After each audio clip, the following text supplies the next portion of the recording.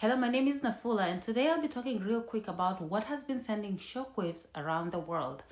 If you've been up to date with what is going on with immigration, the stuff that has been happening that has sent people put fear, put all the people who are intending to come to the United States as immigrant in the future, or those ones who are currently in the immigration process, they don't know what to do. There's a lot of confusion. First, I'm going to begin by saying I'm not an immigration lawyer. So if you don't take this as a legal advice, so if you have any questions or if you have any concerns, please consult with a legal immigration lawyer to help you with whatever you need. I am not an immigration lawyer. The President of the United States just announced that he's going to put a pause on all immigration from third world countries. And that's what is sending shockwaves around the world, because what are these third world countries? You have to understand that a lot of people from first world countries, most of them come to America to vacation and then go back, because their countries, they have good employment, they have great opportunities, they don't have a need or they don't need to immigrate here. So people from the first world countries really don't even come to the US. So people who come to the US in in a high number are people who are from third world countries or second world countries, or the countries that, when you say third world countries, there's no specific list or specific criteria that you can say okay, this country does not meet this criteria, so it's classified as a third world country. So this third world country is just a broad-based term that we don't know what countries are covered under these third world countries that are going to be put on pause so that people from those countries cannot immigrate to the United States. First, I'm just going to begin by saying this. I already told the groups, my DV lottery groups, if you are in Africa, especially if you're a DV lottery winner, I have a lot of DV lottery winners, DV 2025, who already have visas, but then they're waiting, either maybe they're in UAE, they're waiting to finish their contract, or somebody is in Africa, they want to put their stuff, maybe property, whatever, in order before they come here. So they got a visa, they've had a visa for a month, 2 months, whatever, they still have the visa, they haven't traveled because they are postponing this. Listen to me and listen to me good. First, I'm going to start by putting here, look at this visa here. And this guy went to interview in Cairo in Egypt. So this guy got his visa approved, but when he came at the port of entry, guess what happened? His visa was cancelled without prejudice. What does that mean? It means by the time he got his visa, he delayed, and when he booked his flight to come to the US, guess what? It had been put on the ban list. This resulted in this guy over here, you see the stamp on this visa? Look at the expiry date of his visa. His visa expires in November, which means this month. This guy was denied entry months ago. What am I trying to tell you? I'm not trying to scare you or anything like that. What I'm trying to tell you is, if you have a visa, you have a DV lottery visa, get up and get the hell out. Stop procrastinating. Stop thinking oh, you have a visa, you are untouchable. A visa does not mean anything. You can come at the port of entry and your visa can be cancelled, or the Custom and Border Patrol can even deny you entry. So having a visa does not mean anything. So what you need to do, come to the United States. Once you get here, apply for your green card. Once you have your green card in hand, you can travel back to your country, because nobody can take your green card away until there's special, it's not easy to take somebody's green card unless they, committed a crime or stuff like that. But if you have a visa in your passport, you can be denied entry. I've messaged you and I've told you, book your flights and get out. And if you don't do that, you'll be watching my videos in a couple of months and you'll be like, I wish I just traveled right away. So the guy who shot the National Guards in White House, that guy is from Afghanistan. He was paroled here. Why? Because a lot of people, especially the American people, they don't speak Afghan. I don't know what language they speak over there. So they have interpreters who are from the local community who work alongside them to interpret, if there's a threat, if there's anything, if they need communication or whatever, these people can go interact with the community, bring back, stuff, share with the American government. So they get a parole to come to the US, because if they stay back in Afghanistan, then the people back there will kill them, because they feel like these are snitches. So usually they get paroled and they come here. So this guy apparently came here in 21, and then in December 24, he applied for asylum. And usually it's approved, because if you worked for the US government, it's automatic, your thing is going to get approved, because you worked with them, they know your track record, you don't have a criminal history, he didn't have a criminal history. So his asylum was approved in April of 2025. And literally in November, he's shooting up these people. So what turned into somebody who used to help the American people when they were at war come here in the US and get radicalized that fast? I have no idea. That happened, that he shot those two National Guards. And now the whole immigration from Afghanistan, anybody who ever obtained asylum, everybody is going to be under scrutiny because they want to review all those cases because of just this one person who was just a rotten egg. That's one. The second thing that has come in the recent months too is the country from immigrants from Somalia. Somalia usually is neighboring Kenya, so a lot of immigrants who are here, who are from Somali origin, most of them, they were refugees in Kenya, most of them, they were refugees in Uganda. I grew up with a lot of Somalis, and a lot of Somalis that we grew up with, most of them came here as refugees. We knew like Somalis usually after a while, after a couple of years, they immigrate here and they're rich in Africa because you know what? Their relatives are over here. That's what we thought.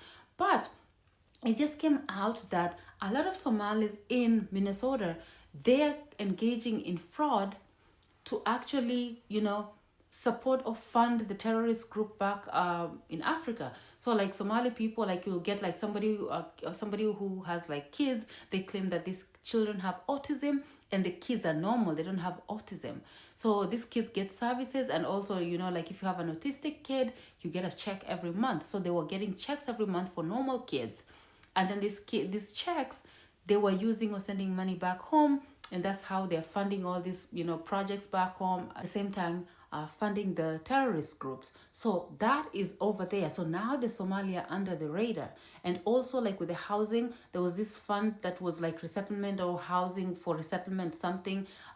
Somalis were leading that, and they were submitting like fraudulent claims, services that were never given.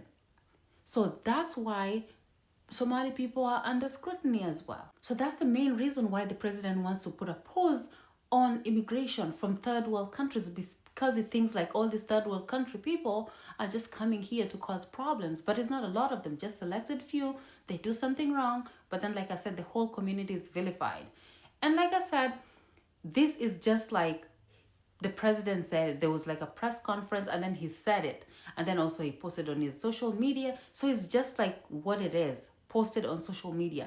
There was no like executive order or any law that has been passed or anything like that. So at this time as we speak, is not gone into effect. So if somebody is from whatever country, they can come in because nothing has been done. Everything is either on social media or a press conference. But then like once he says something, he's gonna start working with the legal team and stuff to just bring up something that's gonna put this into effect, which I have no idea. Like I said, I'm not an immigration lawyer. What the president can do, they can stop migration into the United States. Like we said, like I talk about it all the time, like what happened in DV 2020. DV 2020, a lot of people who won DV 2020, they didn't get in here because there was an outbreak of COVID.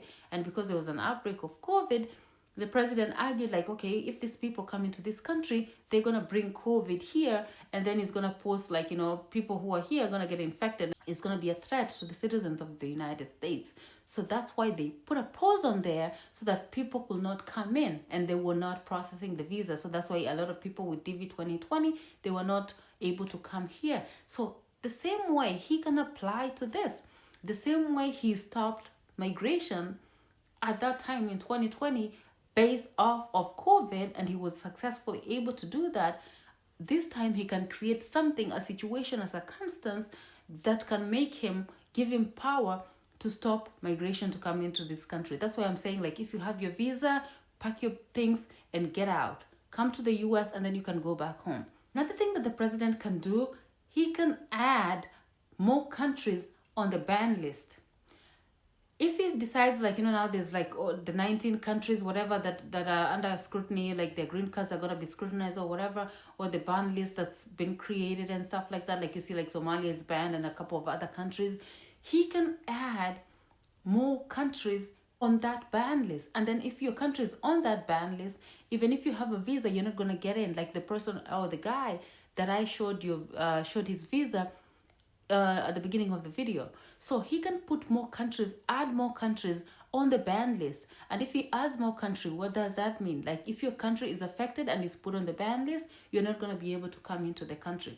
So he can do that. So at the end of it, he's going to reduce migration. How is he going to reduce the rate of immigration to the United States? I have no idea.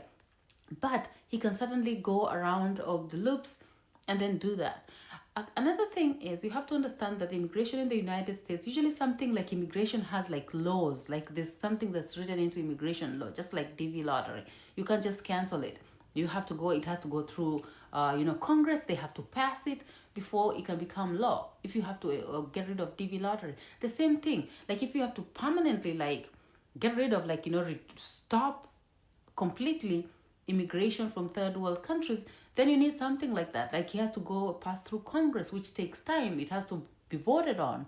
Are all the Republicans gonna vote for it? Maybe not. I know the president just saying that he's gonna stop immigration from third world countries is getting all these people scared. But at this time, we don't have anything. We don't have an executive order. We don't have anything. Like we just have words. So until that law is passed or until that executive order is signed, until all those laws are passed, that's legally. And you have to understand that something like this, America tries to do something that's not considered like discrimination. So if you're passing a law that is considered that is going to discriminate against a certain population, people, the legal here, we have the judicial system, we have like judges. This thing has to go to court. The judges has to rule on it. So it's not going to just be like, okay, the president, like an African president who just wakes up and says this, and then that's like the final say. No, it has to be fought in court, and it's going to be fought in court because a lot of people, it's going to affect them, even the people in Congress. Maybe their families are in third world countries. So this thing is just new. It came up. Like I said, I'm not an immigration lawyer, but what I'm trying to say is do not just say that it's already gone into law. The DV lottery, they said it, the update in November 5th, they said DV lottery is going to happen. So hopefully it's going to open. And then once it's open and then the results come out, probably you'll be able to come here. But then if your country is on a ban list, then it makes a little bit complicated. So for DV 2025, who won, just pray that your country is not added on the ban list. So the president just saying that he's going to stop migration, like there's no specific, like right now it's just hearsay. So for right now, we don't know what countries are considered the third world countries, what countries are going to be included in the third world country lists. We don't know that. We don't know what visa categories are going to be affected. Are they going to just do, DV lottery, green cards, or are they going to do even non-immigrant visas, including student visa, H1, all those other visas? Are these going to be even family-based petitions? Are they going to be affected? We have no idea. We just have to wait. But be advised that whatever he's going to do is going to be fought in court, just like they did with the birthright citizenship. He signed an executive order. It was going to go into effect like, okay, if you're born in America, you don't become an American citizen. But guess what? They fought it in court until now. It's not in effect.